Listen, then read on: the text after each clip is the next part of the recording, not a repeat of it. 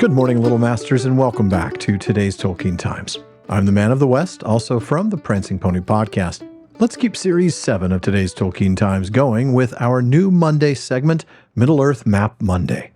Now, last week we dove into the Shire, its etymology, its history, geography, politics, and more. Today we're going to take a look right next door to the Shire, the Old Forest. Now, there's not much to say about the etymology. It's a forest, and it's old, so it's the Old Forest. So let's just move on to its history. In the Council of Elrond, we read this: "Of the Old Forest many tales have been told. All that now remains is but an outlier of its northern march.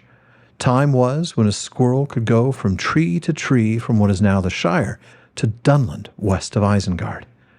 And in the chapter Treebeard, the old Ent tells Merry and Pippin that "there was all one wood once upon a time, from here to the mountains of Lune, and this was just the east end. Those were the broad days. Time was when I could walk and sing all day, and hear no more than the echo of my own voice in the hollow hills.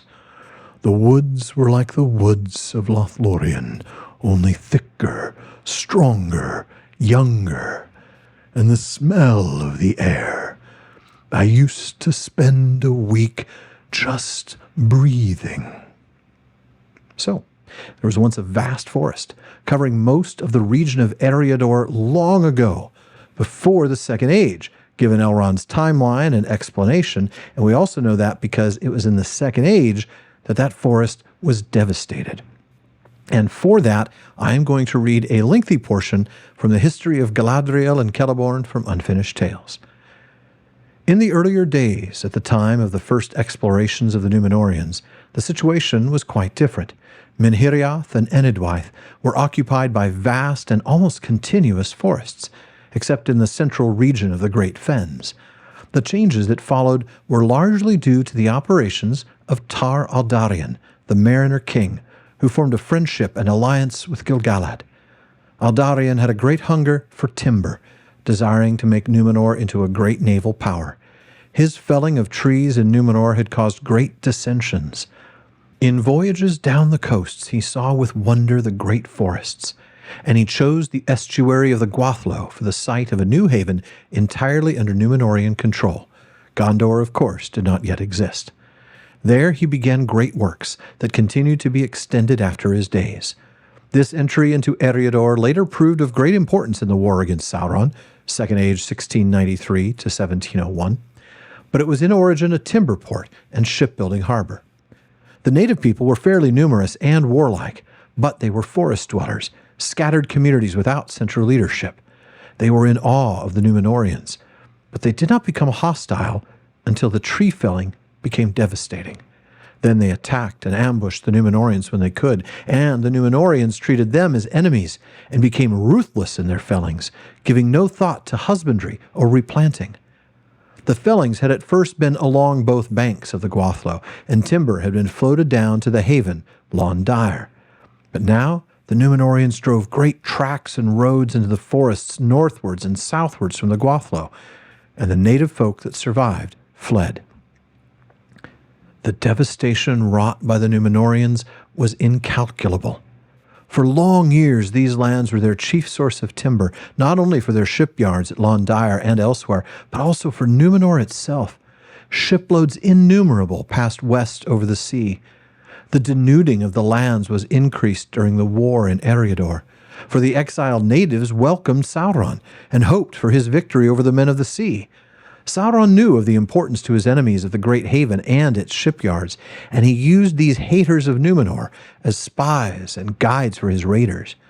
He had not enough force to spare for any assault upon the forts at the haven or along the banks of the Gwathlo, but his raiders made much havoc on the fringe of the forests, setting fire in the woods and burning many of the great wood stores of the Númenóreans. When Sauron was at last defeated and driven east out of Eriador, most of the old forests had been destroyed. The Gwathlo flowed through a land that was far and wide on either bank, a desert, treeless but untilled. That was not so when it first received its name from the hardy explorers of Tar Aldarion's ship, who ventured to pass up the river in small boats. Well, that certainly explains some of the hostility of the Old Forest to those who go on two legs. Later in the Third Age, after the kingdom of Arnor was divvied up between the sons of Eärendil, the region of the Old Forest became part of the realm of Cardolan. After a great host attacked from Angmar in 1409, Rhudaur was occupied and Cardolan was ravaged. And we read in Appendix A that a remnant of the faithful among the Dunedain of Cardolan also held out in Tirn Gorthad, the Barrow Downs, or took refuge in the forest behind. The Old Forest, that is. And of course, after Gorhendad Old Buck colonized Buckland, the hobbits built the Hedge, as we read about in A Conspiracy Unmasked. Their land was originally unprotected from the east, but on that side they had built a hedge, the High Hay. It had been planted many generations ago and was now thick and tall, for it was constantly tended. It ran all the way from Brandywine Bridge, in a big loop curving away from the river, to Hayes End, where the Withywindle flowed out of the forest into the Brandywine, well over 20 miles from end to end. But of course, it was not a complete protection. The forest drew close to the hedge in many places. And then Mary tells the story of how long ago they, meaning the trees, attacked the hedge. They came and planted themselves right by it and leaned over it. But the hobbits came and cut down hundreds of trees and made a great bonfire in the forest and burned all the ground in a long strip east of the hedge. After that, the trees gave up the attack, but they became very unfriendly. Well, it's no wonder that Tolkien in letter 339, written in 1972, explains that the Old Forest was hostile to two-legged creatures because of the memory of many injuries. Now, as for the geography of the Old Forest, it is located to the east of the Shire.